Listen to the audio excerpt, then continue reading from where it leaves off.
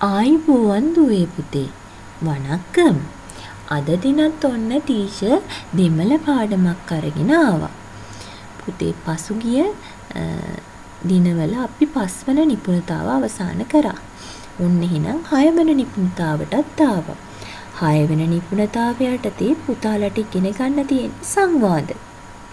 සංවාද වලට අපි දෙමළෙන් කියනවා උරෙයාඩල් කියලා. සංවාදයක් කියලා කියන්නේ පුද්ගලයන් දෙදෙනෙකු හෝ ඊට වඩා වැඩි පිරිසක් අතර ඇතිවන අදහස් වමාරු වීම. පුතාලා එදිනෙදා බොහෝමයක් සංවාද පුතාලා නොදැනම සිදු කරනවා නේද? පාසලේදී, පොලේදී, නිවසේදී, පාරේදී මේ අනාදී ඕනෑම ස්ථානයක සංවාදයක් ඇති විය හැකි නේද? එතකොට පුතේ මේ සංවාදයක් කොහොමද අපි දෙමළ භාෂාවෙන් කරන්නේ? සංවාදයක් කොහොමද දෙමළ භාෂාවෙන් කෙනෙක් එක්ක පවත්වාගෙන යන්නේ? ඔන්න පුතේ ඒ නිපුණතාව ඇති කරගන්න තමා නිපුණතා අංක 6න් පුතාලා උත්සාහ කරන්න ඕනි. අද දිනත් පුතාලා සංවාදයක් ඉගෙන ගන්නවා. ඒ අදහස් ප්‍රකාශ කිරීම හා තමාට අවශ්‍ය දේ ඉල්ලීම සම්බන්ධව. ඒ සඳහා හොඳම උදාහරණයේ විදිහට නිවස ගත හැකි. නේද? නිවසේ පවුලේ අය සමග අපි බොහෝ විට අදහස් වමාරු කරගන්නවා නේද? Tamante දැනුණු දුක, සතුටක් නේද? විදාකාර හැඟීම් නේද? ඒවා වමාරු කරගන්නවා, ප්‍රකාශ කරනවා නේද? ඒ වගේම Tamanට අවශ්‍ය දේ සහෝදර සහෝදරියන්ගෙන්, පවුලේ අම්මා තාත්තගෙන් ඉල්ලනවා. එතකොට කොහොමද අපි දෙමළෙන් අපිට අවශ්‍ය කරන දෙයක් ඉල්ලන්නේ, එහෙම නැත්නම් අදහසක් ප්‍රකාශ කරන්නේ කියන එක තමා මේ අද දින සංවාද පාඩම ඇතුලේ පුතාලා ඉගෙන ගන්න. හොඳයි. මේකේ ගොඩාක් ඉතාම කෙටි සංවාදයක් නේද? කෙටි සංවාද ඇසුරෙන් අපි දෙමළ වචන ඉගෙන ගන්න පුළුවන් අපිට. ඒ වගේ භාෂාව හසුරවන ආකාරය නේද? ගොඩාක් දේවල් ඉගෙන ගන්න පුළුවන්. හොඳයි. දැන් බලන්න නිවසේදී. නිවසේදී කියන්නේ වීටිල්. අපි දෙමළෙන් කියනවා වීටිල්.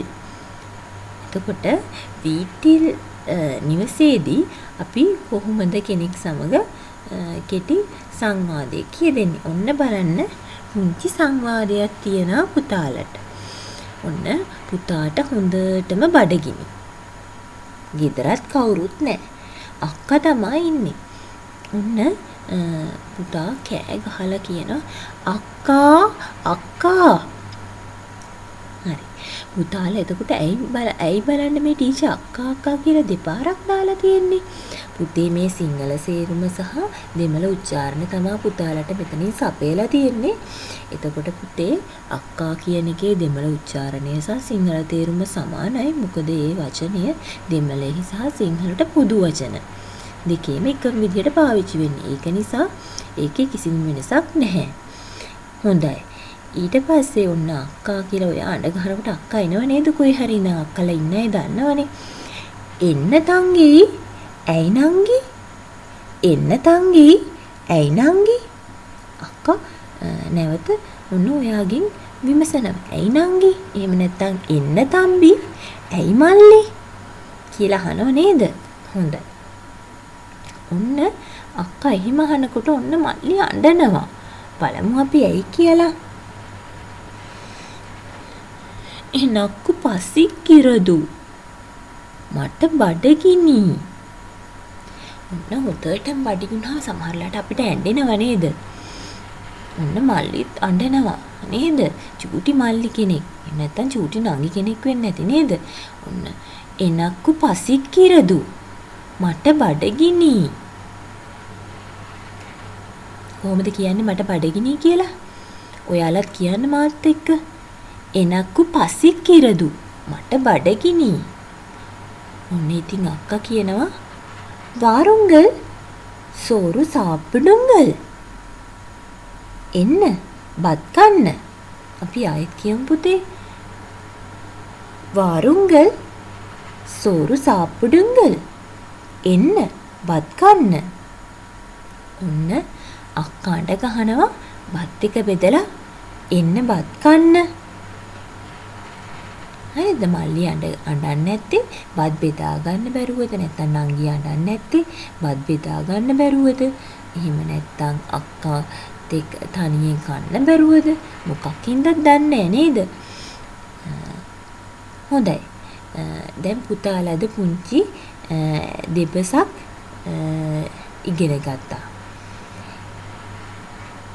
මොකක් ගැනද?